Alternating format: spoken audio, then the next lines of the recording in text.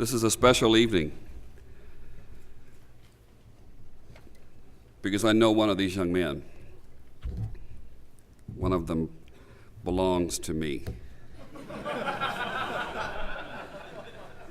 And I'm honored that he does.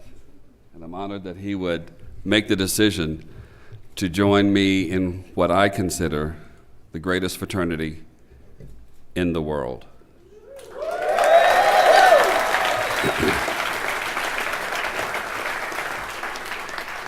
I want to speak to these men, but these men have the opportunity of also listening in. So I'm going to go back and forth talking to you, but also sharing with my brothers here. I often have a challenging time trying to make simple and clear why over 30 years ago I made the monumental decision to pledge a Caucasian fraternity. You had to be back there, you had to understand what it was like to have a kicking afro and bell-bottom pants, platform shoes, just a kick-ass brother, I'm telling you. I did go one direction that didn't prove to be what I wanted. And these group of guys came and spoke outside a building in a very, very friendly way and asked me to come to their house. I had no idea what their house meant. I thought maybe a large house, multiple rooms, and I'd go over and see. Well, I get there, and it's the Wednesday night formal dinner, and so they had said I should wear a sport coat. But I wore a wide lapel plaid sport coat. Yeah, you were right. I was greeted by a sea of navy sport coats with khaki pants. And in those days, they wore penny loafers. And just about everybody had a pair. So I knew I was in for something different, something unique, because these guys pretty much all looked alike. Yeah, y'all do.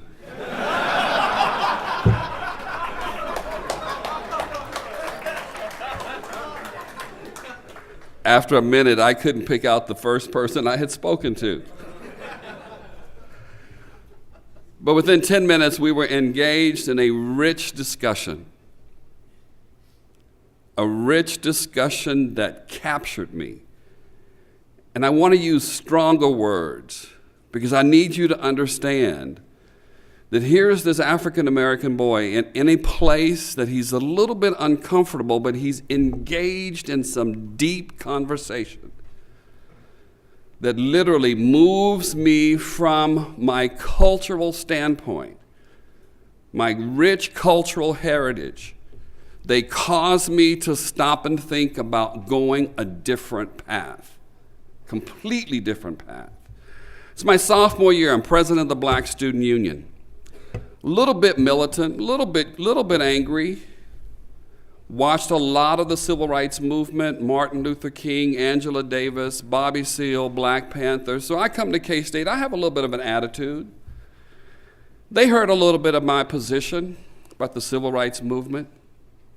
But you know what? They not once engaged me in stereotypical ways that sometimes we do around culture.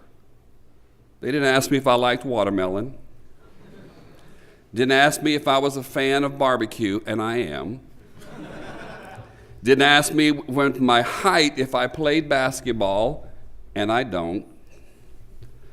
They didn't ask me anything related to being African American. It was all about brotherhood, about civil rights, about life, and about where you're headed, and where you're going, and what role do you want to play. They were engaging me deeply. Came back several more times, ended up getting a bid card, and friends, the rest is history.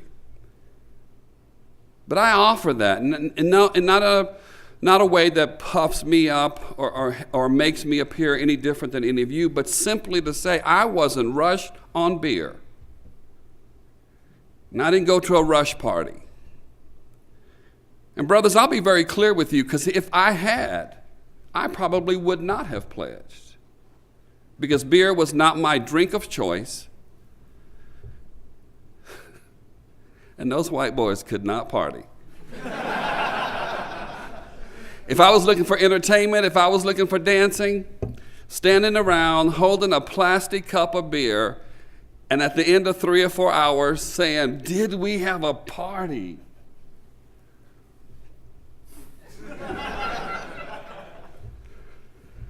So I'm glad destiny chose another way to bring me in, because it would not have been the choice. But tonight I'm here because I want to make clear some principles and give it to you from my perspective. Give it to you in a way that I want us all to understand, because the road is open. The road is clear. And I think a fraternity done well, a fraternity operating at its maximum potential, can put a man on a road to security, can put a man on a road to success like nothing else. I don't care what campus you're on. I don't care what professor you work with. I don't care what your degree program is. I believe a fraternity, a chapter done well, can place a man before people of authority, can bring a man to simply stop and think creatively how to solve massive problems, how to deal with some of life's challenging issues. Fraternity done right. Bring men of different perspectives. Help a city, help a Washington city understand what it's like to have the right and the left in the living room at the dinner table, calling themselves brothers. I believe a fraternity done right can deliver maximum potential in a man. That's what I want you to understand, guys. Brothers, that's what I want you to leave with. Even from this place of Chicago, I want you to understand that this fraternity, this organization that we've bound ourselves to, can do it, can put you on the road. And so with that, I want us to just think through a few pieces, because we're at a point where, for the first time, we're preparing students for a future we cannot clearly describe. When I left Kansas State University in 1975, we knew somewhat about the path we were going. We knew the economy. We knew the political landscape. We knew the global situation. We can't predict that for you. So in many ways, what you do now, the time you spend now, is critical for your future.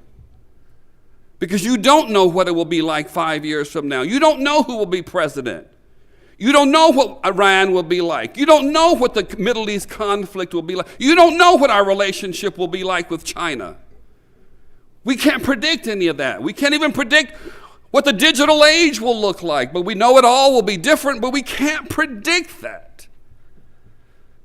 So for me, America's leadership position in the world depends upon a fraternity, put it simply, a fraternity preparing students to be savvy global citizens with the specific competencies needed to compete, to cooperate, and to develop solutions to some of the most pressing issues in the global marketplace. Brothers, that's what I'm expecting of this fraternity.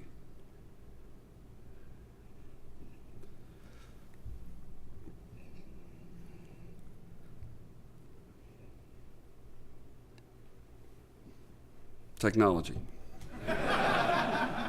So I want to go briefly through our 4 principles. And I want to put those in some perspective so that you understand just how important these are. We start with the promotion of friendship. I still have regular contact with my brothers. And when I greet my brother some 30 years later, we embrace just this way. We hang on to each other because we want to recapture some lost moment. Or I look at these men here and the essence of deep brotherhood, the essence of 2 men sitting together. I firmly believe a fraternity done right, black, white, brown, yellow, we can do it. We can learn how to embrace culture. But I'll say it again a little bit later. We have to be intentional about it. You can't expect me to always walk into your world. I sure want some of you to walk into my world, to come and understand what it feels like to be African American, even in my 50s. I'd love to have a conversation with you about that. What I counter even today, I'd love to have that conversation with you. But you'll never know it if you stay in your comfortable place. You'll never know what it's like to be a Latino. You'll never know what it's like to be Chinese in America, and you're not spending some time. And just having a leisure moment, just sitting in the grass and having a conversation, or taking your phone, looking at a Twitter message, or growing mature with some guys. Still your fraternity brothers.